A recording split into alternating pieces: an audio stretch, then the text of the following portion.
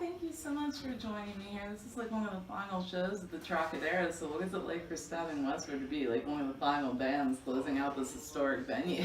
It's pretty weird, to be honest, because the first time we ever played Philly was in this building, and it's quite an honor to be the last touring band to play in this place. I'm honored but sad because this room has such a great vibe, it has so much history, and for it to just go away is really sad, I think, to Philadelphia because it's such an important. Oh my god, yeah, for us, music locals place. were like heartbroken. We're like, are you kidding Yeah, I me? mean, sitting in Chicago, I was seeing all the news pop up on Facebook and everything. I'm like, wow. We almost couldn't believe it made national news, and we were like, okay, that really speaks volumes for just this place has been here, I think, since 1860, so it's been just incredible. Yeah, that is incredible. So we're honored that, we're the last band. It's just sad that it has to happen at all. Absolutely. So I mean, you guys took a bunch of dates like at the end of last year for the 20th anniversary of the Darkest Days album. So what is it like to look back and go, oh my god, it's been 20 years? It was crazy. Yeah, I mean, it's hard to imagine that it's been that long, but I think, the music obviously still resonates with an audience, and that's the thing that actually brought this whole thing back together, is that asked to do a charity show, and we said, okay, let's try and see if anybody still cares, and it sold out in 3 minutes, and so we're like, holy crap. And then the second show was back here at the Troc for Dracula's Ball, and that sold out, and it's just like, okay, there might be something here. So to see people still respond and be touched by the music 20 years on, I guess that speaks to the connection that was made back then, and I think that's an honor for us. It's amazing to have that kind of loyalty. Absolutely. I think it speaks a lot to the lyrics of the songs and what people related to, and I feel like what they related to then, they probably have a different meaning for it now as they've grown up, but it's still relatable in some sense. Absolutely. Absolutely. I think as you grow older, you grow wiser and you have new experiences, but those songs still are a reflection of who you were, and you can find new meaning in them in new situations. Absolutely. I mean, what's it like for you guys to see, fans now bringing their children? Like, to show, they're like, hey, we're going to introduce them to this now. It's like a whole new generational thing. I was just gonna say that's one of the really cool things about such a time span is that, talking to people, we've talked to people who saw us back in the day and are excited that we're back together, or people who discovered us in the interim and thought they were never going to see us play, and then got to see a show. So it's been cool. And then there's that, and people are bringing their kids. And yeah, just the other night we had a little girl who was 5 years old. 5, yeah, and our drummer gave her drumsticks in the middle of the show, yeah, that's and she just lit up like a Christmas light, Christmas tree. It was great. It's fascinating. We've had dads bring their sons, mothers bring their daughters, and it's just like that whole generational connection is fantastic. it's amazing for us that means that much to people, that they That's want to really bring their children. That's really the thing. It's like we make the art that we want, we make the songs that is important and connects with us, but see that it has connected with these other people so much so that they want to share it with other, the next generation is incredible.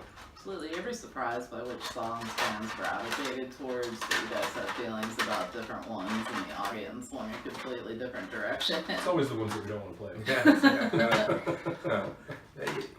Yeah, I think having just done the Darkest Days album, Save Yourself is the third or fourth song of the set, Okay. which is kind of weird because you burn, the most played song we've ever had in the middle of the set. It's not normally how you construct a set. Yeah. So, but nobody left. It's like, so people still stay, and that album, there's not like a whole chunk of giant hits, and so there's some moments where you have to sit through some deeper, darker things, or songs, and everybody just goes along for the ride and comes out on the other side, and they've been great shows. That was the cool thing about, I'm sorry. Oh, go ahead. I was just going to say that was the cool thing about doing a record is that people that's why they were there. So to see that many people come out to see us do one particular record is really cool, and also to watch people, you know, I mean, they weren't waiting for the radio single or whatever it is. Yeah. We don't have anything on the radio anymore, but to just see everybody, like you said, go along for the ride. You know, they were there to see us do the whole record. It was really cool to do something like that. Absolutely, because I missed that time period of music though, because back then I remember listening to Darkest Days as a fan, and it was one of those albums you could put on from start to finish. Right. And listen to the whole thing, and you weren't just going, oh, there's the single. Now I feel like the bands are forced to find that 1 to 3 singles, and that's it. Nobody really listens to the rest of the meat of the album. We're not in an album consuming Right. cycle right now. I'm sure it'll come back around, but because of the internet and digital media, the way music is consumed is piecemeal, one at a time. You know, it's like, and so you need to find more hooks, and I bet the music industry, we were talking about this yesterday, has just evolved quite a bit since when we released these albums in the 90s. And so we have been working on new tunes, and we're trying to figure out what's the best way to release them, because I'm not sure an album is the best way right now. But we'll explore that later this year, I suppose. Well, that was going to lead me to my next question is what kind of challenges does that leave for you guys now of actually trying to figure that out? Because, I mean, some people still love the art of the music video, other people could care less about the music video now, and it's, you know, I love that visual side. I think if from the putting on my business hat, it's like you have to have some kind of video component, because some people use YouTube just as a music player. Yep. And so there has to be something, whether it's a lyric video or whatever, but you have to have some component there. You have to be on streaming services. You know, you have to make yourself your music accessible, and it's more about that than it is actual about record sales, you know, or at least physical sales. Because where would you go to buy a CD right now if you really wanted to? In the Walmart, maybe, I guess. But Yeah, Not nobody even, really. not even, like, I Nobody mean, really usually does if it's not top 40, it's oh not yeah, there. yeah, you would be able to find ours, yeah. Yeah. Yeah, and that's the saddest part, where I know I go in and, you know, a place like FYE, and like all of my favorite bands are in the used bin, you know, Right, and I'm right. like, oh, I still have a CD player in my I car, guess, like, I guess, I'm like and it's funny, I ancient, guess you it's know? Amazon that you would buy a Yeah. CD from a band like us, but then you're still touching the internet to do it, and why would you just stream it? It's funny, there's a trade-off, you know, I mean, like, you know, back in the day, you used to have to get to the record store, find the record, buy the record, and now it's, you know, you can have the record immediately. They just say it's released on Tuesday, and you just download it, and it's fine. Then let's do it, yeah. It's funny, the trade-off, though, is that, like, in a lot of, sound so old, the kids these days, you know, there was something about going to the record store and picking up the vinyl, Yes. or picking up the CD or the cassette or whatever it was that Seeing you the bought. artwork, reading It's a the big thing. lyrics, Yeah, like, yes, open it up yes. and unfold everything and look at it while you're listening to music. And We just had Darkest Days and With It Must Be Burn and Peel released on vinyl for the first time, I guess last year, and talked to people yesterday, brought the albums in, it's just, they couldn't have been happier to actually have that to hold, and there's a lot of artwork involved in the Darkest Days album, and that was created just for that record, and to have a double gatefold record and be able to see all the art, they were able to have a different kind of emotional connection to the actual album than what you get when you just hit play on Spotify. Absolutely. I mean, there's something perfectly imperfect about a vinyl sound, like the That's- crackling of the record and everything. It's just amazing. I'm happy to see it make a comeback. It is, So. yeah. I think vinyl outsold CDs last year or something like that. I know, and that was everybody was like, what? You know, like, what's going on? yeah. So, I mean, as you got, I mean, obviously, I mean, On God came out back in, what was it, 94, 93, 94. I mean, when playing some of these songs, how do you relate to them differently now than you did then? Like I'm sure it's like a different mindset of like kind of reliving that to the way that they're performed now for you. Well, I actually get thrown right back to where I was back in the days when we were playing it as a new record. Yeah. So, and you see the crowd still respond to the old record. I think On God stands up to time better than the other records, personally. But I just am right back at that same place that I was 25. 25 years ago. So can you tease anything of the direction of the new material that you're working? Is it kind of the same Stabbing Westward sound? Westward. Sorry. That was a dad joke. I know. Guess who's a dad? Guilty. I don't think it'll sound like stabbing, but it'll be. I think it's going to be slightly more electronic. Okay. It's not the type of thing. We're not in a situation where we're looking to make a comeback on the radio and be what was 20 years ago. So without even radio's not a thing right. so much. So when you don't have that constraint of having to, with the pressure of having to write a sustainable song to your career, it kind of frees you up to do what you really wanted to do. And having come from Chicago and in the industrial scene in the late 80s, early 90s, I think we want to have a little bit more of our roots show. Okay. But still, we were just listening to some of the songs on the drive up, and I was hearing that, this still has all of the big elements that I think people would expect from Stabbing. So. Absolutely. So with this set, like with this new kind of Sagittarius, are you guys still doing the Darkest Days? Are you mixing it up now, like a little bit? No, we're back to mixing it all up. Okay. Right now, kind of put a pin in that. Did that. Yeah. And There's still a big chunk of the record in the set. Yeah. But yeah, it's all mixed up. Okay, well that's awesome. I know you're playing Incarceration Festival coming up this summer. Yeah. And you guys did one of the conventions too recently, right? We were Just there. came from there. That's like a different animal, right? Very.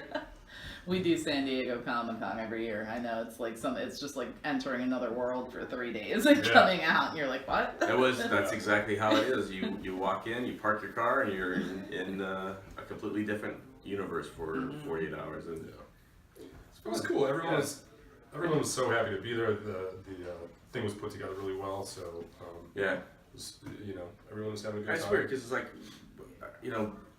I never felt back in the day fully accepted from the crowd that we wanted acceptance from. Because we grew up with industrial and goth and all that kind of stuff, but for whatever reason we were chastised, I felt, and then we became commercial success, and some of the records are like, some of the Darkest Days is really grungy because there's more guitars than keyboards and stuff like that. So to now be accepted by this community, is the industrial community too, has been really, really awesome. I feel like genres don't matter anymore. Like now you can't really box an artist because people are free now to be fans of anything. Before you would almost, if you were a fan of industrial or rock, you'd be kind of judged over here and like, well, God forbid you liked a hip hop song, you know what I mean, right. in there. And now it's like you get so many of these collaborations happening with artists that it doesn't even matter anymore. So many collaborations. Yeah, it's like, right, what is Marshmello and Bastille? What is that? Is that a pop song? Is that an alternative? Is that... Could be a function of the internet age now too, because you don't have to worry about being seen at the record store buying some weird record that you don't want anyone to know you listen to. You can just click away in your bedroom and listen to whatever you want. Absolutely. I think people still debate the identity of some of these people. It's like, is Marshmello really Shawn Mendes? Don't know. But it's like those things, There's a bucket on his head, Yeah. And that's the thing, they can do that now, and you can be a fan of whatever, and I think that's got to be somewhat liberating from a creative side, to not feel boxed. Yeah, I think so too, but I also think that how to say this politically correct. I think the quality of the output, because anybody can now make music in their bedrooms. It's great because you can be more experimental because you find ways to do things, but also then you put it out without the number of checks and balances that a major record label or any record label would have back in the 90s, when you had to go into a studio spending tens of thousands of dollars. You're pretty sure that your stuff was ready to record, the songs were there, the producer, everything was dialed in. Now when you just do it in your bedroom, you don't really have that checks and balances. So I feel like the songwriting bar has been lowered a little bit. Yeah, no, I can definitely see that.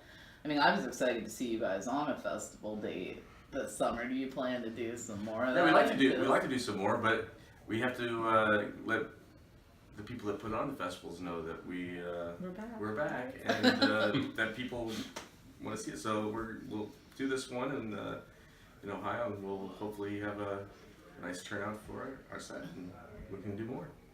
Absolutely, it'll be fantastic. Like, those are always so much fun. It's like rock and roll summer camp where we're just like, I haven't seen you in years, you know? Totally. And like, it's fantastic. So after this, you have that festival. Is there any other plans for like the rest of the year that we can announce yet, or is everything kind of still under wraps? We're just gonna be working on finishing up new tunes so we can get those out. That's really when we wrap up this little run here, and besides what we have in July, we're looking to schedule some more dates around the country, but I think primarily the focus is going to shift to finishing up the new music. It's awesome. So what's been one of your favorite moments of mayhem that's taken place on the road so far with these sets of dates? Not too much mayhem anymore for us. Yeah, it's like you kind of mellow. I mean, it's like you kind of mellow with age. It's not like it was back in the day. Is it interesting for you to come back to some of these cities and see how things have changed, though? Like venue-wise and city-wise, you know? Or how it hasn't. Yeah, exactly. Yeah. We also run a sister publication called ageofthenerd.com. So is there something that you guys nerd out about that we might be surprised to learn? I'm sure there is. I just can't think of what that would be. I don't know. It's like it's between day job that pays the bills now and then doing this, and it's like there's always.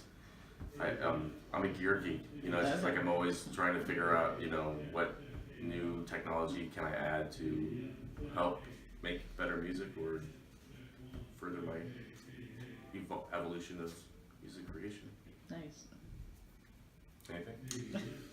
I can't think of anything interesting. No TV shows, movies. Not really. I build guitars a lot. Okay. That's what I spend most of my time doing when I'm not doing the day job thing too. I will follow a season of Big Brother. That is my That's your guilty pleasure. My guilty there. pleasure. Okay. I think it's just fascinating to watch you dump some people into a little petri dish, and then watch them try to get along, and then they turn on each other. It's pretty fascinating. I think they should do it with musicians. Oh my God. I think it would be fantastic. They did. Did They they? did that show, Supergroup? Oh, yeah. I didn't see that. Oh, it's insane. Yeah. That's what my dream was always, to have two musicians from different genres interview each other about what they didn't understand about each other's music. Like almost like a round table of that. And That I'm would like, be okay, cool, I actually. will launch this one day. Yeah, that's You a heard good it here, idea. I'm gonna launch it. Well, thank you guys so much for taking a couple minutes out to speak with me. I guess the best way for us to keep up to date is the Facebook page and everything like that. Keep up to date there on socials, Facebook and Instagram. Okay, awesome. We'll definitely throw a link up to the interview when it's live, and we can't wait for the show tonight. Awesome. Thank you.